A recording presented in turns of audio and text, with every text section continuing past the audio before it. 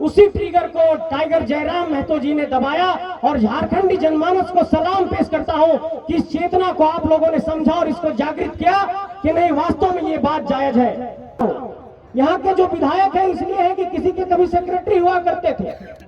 आगे बेरमो के जो विधायक है इसलिए विधायक है कि उनके पिताजी विधायक रहे। जो गिरिडीह के सांसद है इसलिए सांसद है कि अपने फैमिली की प्राइवेट लिमिटेड तरीके की कोई एक पार्टी चल रही है। आप किसी बंदूक में ट्रिगर को दबाते हैं तो गोली बहुत रफ्तार से निकलती है। अगर पुलिस में इतनी ताकत है तो जिसने पेपर लीक कराया उसको पकड़ करके सामने लाओ, तब जानेंगे कि तुम में पुलिसिया ताकत है।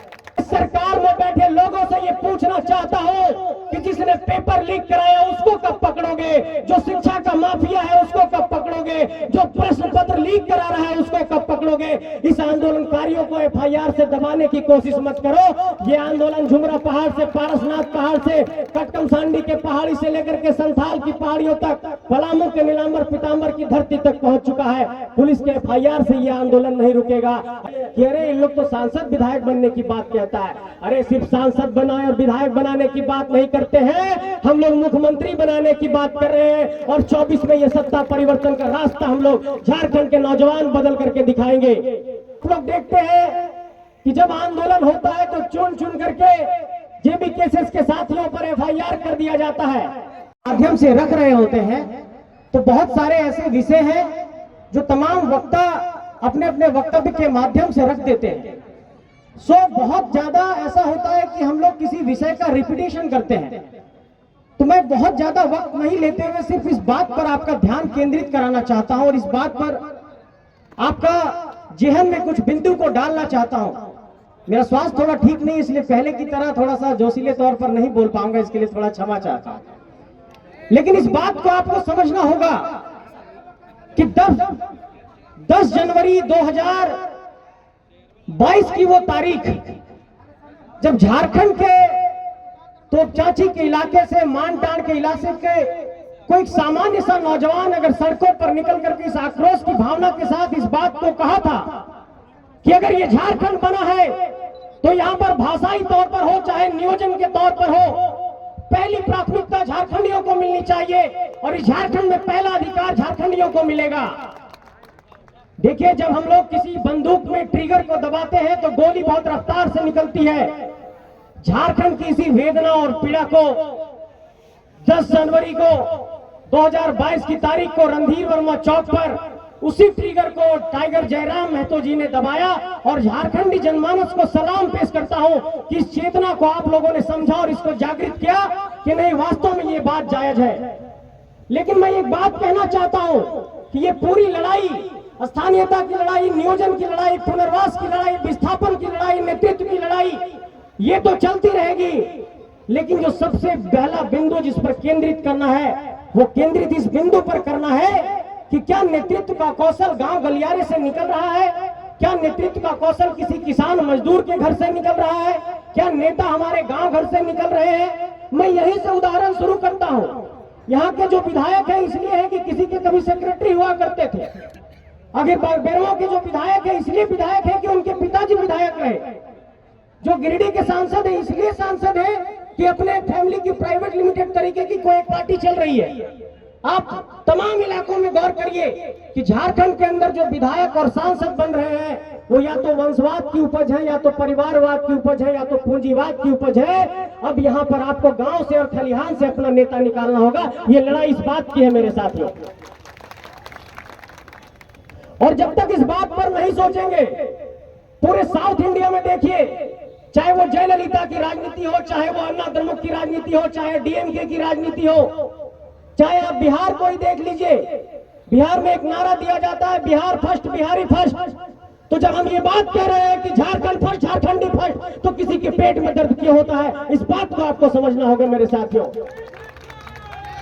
किसी के पेट में दर्द इसलिए हो रहा है क्योंकि लोगों को लग रहा है कि ये आदिवासी, ये मूलवासी, ये झारखंड के खतियानी लोग, ये किसान मजदूर के बेटा बेटी लोग कहां से पीएचडी कर रहा है, कैसे लॉ कर रहा है, कैसे इन लोग पीजी कर लिया, कैसे हक अधिकार की बात करने लग रहा है और उसके पेट में अब चुलबुली होने लग रही है कि अरे इन लोग तो सांसद विधायक बनने की बात कहता है। अरे सिर्फ सांसद बनाए और विधायक बनाने की बात नहीं करते हैं, हम लोग मुख्यमंत्री बनाने की बात कर रहे हैं और 24 में ये सत्ता परिवर्तन का रास्ता हम लोग झारखंड के नौजवान बदल करके दिखाएंगे।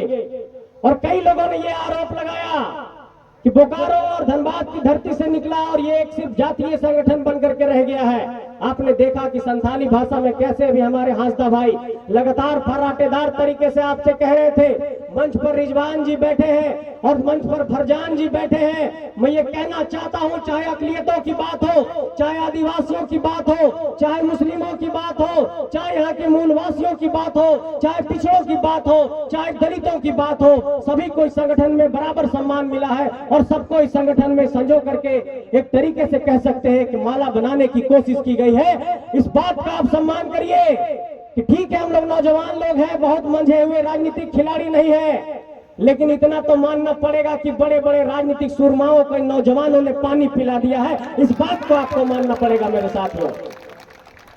आज की तारीख में देखिए षड्यंत्र का क्या लेवल इन लोगों ने कर दिया है। आप लोग देखते हैं कि जब आंदोलन होता है तो चुन चुन करके जेबी केसेस के साथियों पर एफआईआर कर दिया जाता है। और आज इस मंच के माध्यम से झारखंड के 6,50,000 सीजीएल के अभ्यर्थी इस बात का इंतजार कर रहे हैं कि जेबी केसेस का इस मामले पर स्टैंड क्या है। मैं ये कहना चाहता हूं उन तमाम अभ्यर्थियों को कि झारखंड में देखिए शोषण और जुल्म की इंतहा किस कदर हो रही है कि 6.5 लाख अभ्यर्थी परीक्षा लिखने गए जेएसएससी सीजीएल की, और जब तक घर नहीं पहुंचे रास्ते में ही पेपर लीक की सूचना मिली और इसको लेकर के हम लोगों ने विरोध किया 31 जनवरी की तारीख को। और उसके बाद जेबी केसेस के 15 साथियों पर एफआईआर किया गया है, हत्या के प्रयास का मुकदमा दर्ज किया गया है और सरकारी काम में बाधा का मुकदमा दर्ज किया है। और कल ही इस पर एक एसआईटी सरकार ने गठित की है कि उच्च स्तरीय जांच करो। अरे सरकार में बैठे लोगों से ये पूछना चाहता हूं कि जिसने पेपर लीक कराया उसको कब पकड़ोगे, जो शिक्षा का माफिया है उसको कब पकड़ोगे, जो प्रश्न पत्र लीक करा रहा है उसको कब पकड़ोगे। इस आंदोलनकारियों को एफआईआर से दबाने की कोशिश मत करो। ये आंदोलन झुमरा पहाड़ से, पारसनाथ पहाड़ से, कटकमसांडी के पहाड़ी से लेकर के संथाल की पहाड़ियों तक, पलामू के नीलांबर पीतांबर की धरती तक पहुंच चुका है। पुलिस के एफआईआर से यह आंदोलन नहीं रुकेगा।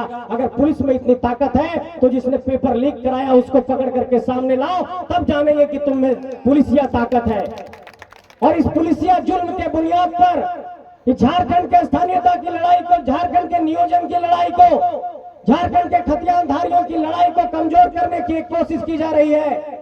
और ये बात लोगों के जेहन में डाला जा रहा है कि केस मुकदमा करके नौजवान लोगों को फंसा देंगे और उनको कमजोर करने की कोशिश करेंगे।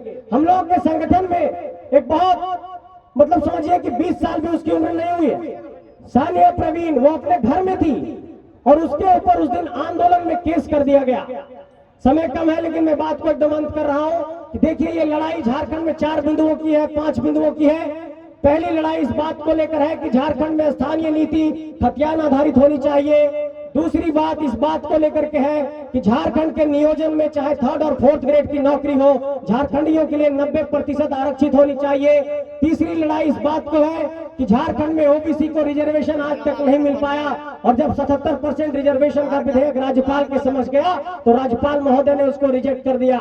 चौथी लड़ाई इस बात को लेकर के है कि झारखंड के सरना धर्म के लोग कल एकजुट हुए थे मोराबादी के मैदान में, उनको भी ये संदेश देना चाहता हूं कि वो सरकार से ये मांग करते हैं कि उनके सरना धर्म कोड पर कुछ निर्णय लिया जाए। तो मैं ये कहना चाहता हूं कि आदिवासियों की इन भावनाओं के साथ भी हम लोग हैं। और पांचवी बात इस बात को लेकर के आपका ध्यान केंद्रित कराना चाहता हूं कि जहां भी जितना भी विस्थापन हुआ उन सारे जगहों पर पुनर्वास की एक बेहतर नीति बना करके हमारे लोगों को सही से मुआवजा दिया जाए। और नौजवानों की जो लगातार मांग रही है, चाहे वो जेटेट की परीक्षा हो, चाहे सीजीएल की परीक्षा हो, चाहे वो तमाम झारखंड की प्रतियोगी परीक्षा हो, चाहे वो जेपीएससी हो, उसको पारदर्शी तरीके से आयोजित कराया जाए, पेपर लीक नहीं कराया जाए, सेटिंग गेटिंग नहीं किया जाए, साठगांठ नहीं किया जाए, सीट नहीं बेचा जाए। यही मूल हम लोगों का मांग है और इसी मांग की बुनियाद पर इस आंदोलन को हम लोग आगे बढ़ा रहे हैं। आप लोगों से बस यही साथ चाहता हूं कि इस लड़ाई में साथ दीजिए, इस संगठन को साथ दीजिए। ये संगठन आपका है, ये संगठन पूरी तरीके से झारखंडियों को समर्पित है। कभी भी ये मत सोचिएगा कि आधिकारिक तौर पर अगर जेबी केसेस में हमारा कोई पद नहीं है तो जेबी केसेस को क्या योगदान दे सकते हैं। अगर जेबी केसेस को कोई योगदान देना चाहते हैं तो हर गांव में जाकर के 10, 20, 50 लोगों को बीच रास्ते में नहीं छोड़ेंगे।